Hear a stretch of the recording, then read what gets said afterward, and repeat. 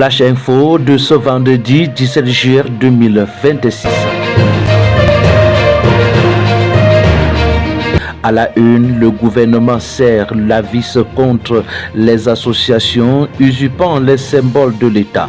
Le ministre de l'administration territoriale, Paul Atangadi, a ordonné le retrait du récépissé et l'interdiction immédiate de l'association Nations Unies des droits de l'homme, police d'intervention générale, accusée d'utiliser une dénomination, des uniformes et des insignes susceptibles d'être confondus avec ceux des forces de défense et du système des Nations Unies.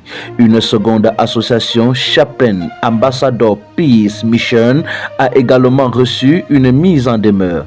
Le MINAD avertit que toute récidive entraînera des sanctions pouvant aller jusqu'à la dissolution et demande au préfet de renforcer le contrôle des nouvelles associations.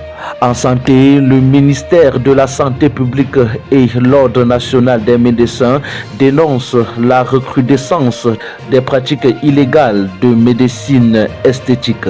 Les autorités mettent en garde contre les injonctions de body filler réalisées en dehors des structures agréées et annoncent des poursuites contre les auteurs de ces pratiques.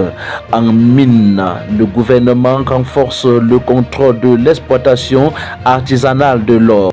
Une mission conjointe du MINMIT, des douanes, des impôts, du trésor public et de la Sonamine sera déployée afin de lutter contre la fraude et d'améliorer les recettes fiscales du secteur. En artisanat, le ministère des PME annonce que la 9e édition du Salon international de l'artisanat du Cameroun CIRAC 2026 se tiendra du 27 juillet au 5 août au Musée national de Yaoundé. Les médias souhaitant couvrir l'événement ont jusqu'au 24 juillet pour déposer leur dossier d'accréditation.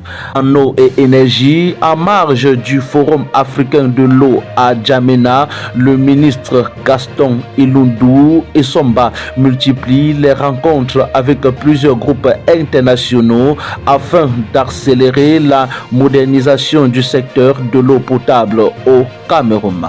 À l'international, le Burkina Faso plaide pour une réforme profonde de l'Union africaine afin de renforcer la souveraineté du continent et son autonomie financière. Les discussions sécuritaires entre la RDC et le Rwanda à Genève s'achèvent sans accord sur un mécanisme indépendant de vérification, malgré la persistance des tensions dans l'est de la RDC. La MINUSCA renforce son dispositif militaire dans le nord-est de la République centrafricaine afin de sécuriser les populations affectées par les récents affrontements.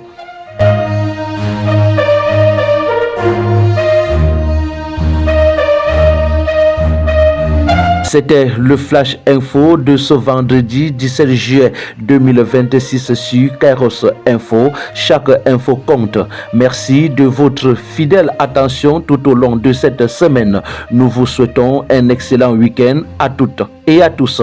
Rendez-vous lundi, s'il plaira Dieu, pour une nouvelle édition de votre Flash Info. À très bientôt sur Kairos Info.